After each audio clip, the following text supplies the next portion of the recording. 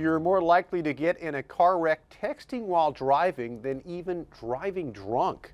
That's what research from multiple organizations, including Car and Driver Magazine and the Transport Research Laboratory in London, have concluded. Here to discuss how legislators in Tallahassee are planning to improve safety on our roadways is this hour's newsmaker, Senator Maria Lorts Sachs from District 34, representing parts of Broward and Palm Beach counties. Senator Sachs, great to have you here. Thank you. It's very nice to be here, too. So we have a texting while driving law on the books in the state of Florida, passed in 2013, but you say it does not have enough teeth. Well, what we want to do is we want to create a culture of safety. Just like when somebody gets into a car, the first thing they do is to put their seatbelt on. They don't even think about whether it's against the law or not. They just know they should put their seatbelt on. What we want to create here in the state of Florida is not necessarily restrictive laws. We want people to know when they get in their car, they get in their car to drive.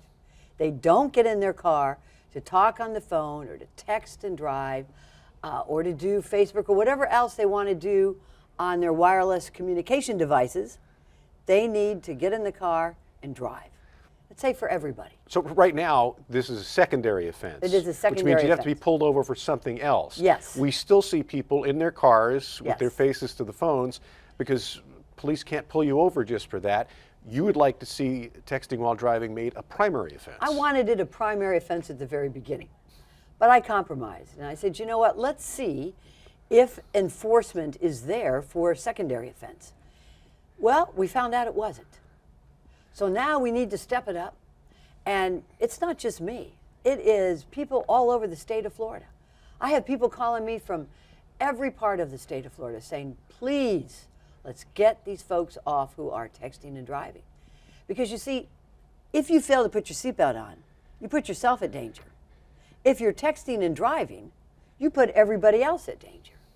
We need to have safety on the roads. Yeah, it's interesting you mentioned that because it used to be a secondary offense to have your seatbelt Exactly. on in Florida. Now it's a primary offense, and now you see people buckling up. Speaking of driving and pedestrians, you know, statistics show that Florida is one of the most dangerous places for pedestrians and bicyclists. How do we improve on that? How do we make it safer? Well, we need, this is an engineering thing, because, you know, folks drive on the highway and they are used to driving with other vehicles.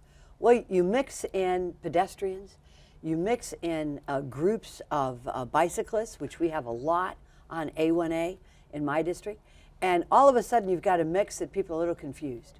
So if we can learn from other countries and other states, I'm going to be talking with our new secretary of the Florida Department of Transportation. Why not put some little barriers on the roadway so that gently remind those in the cars, stay on your side. And then, you know, too, pedestrians and bicyclists need to follow the rules of the road, but they need to have their own lane as well.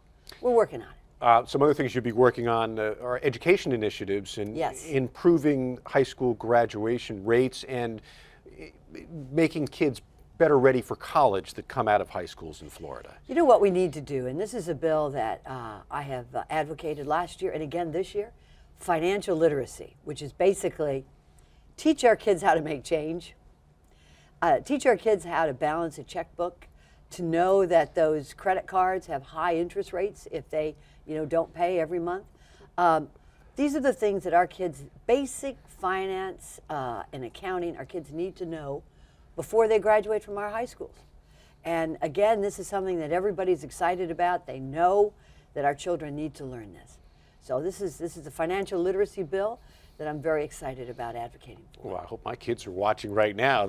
I need to get them involved in that. So quickly, what are some of your other priorities this session, Senator Sachs? Well, you know what upsets me, and this is something that I've preached about for a number of years. I'm from South Florida. I'm from a very good area for educational opportunities. But there are some counties in the state where a child who walks into a local public school in kindergarten may not have the same opportunities in education as a child in another county, such as Palm Beach or Broward. I think every child walking into a Florida public school must have the same tools as everybody else. For example, each one should be able to have access to the internet throughout the state, So I'm working on that. I've been working on it for a number of years, and I think it's important for all the children of Florida. Well, good luck this session. Sounds Thank like you. you'll be busy. Senator Maria Lorts Sachs is a senator from Broward and Palm Beach counties. Thank you for watching Comcast Newsmakers from Tallahassee.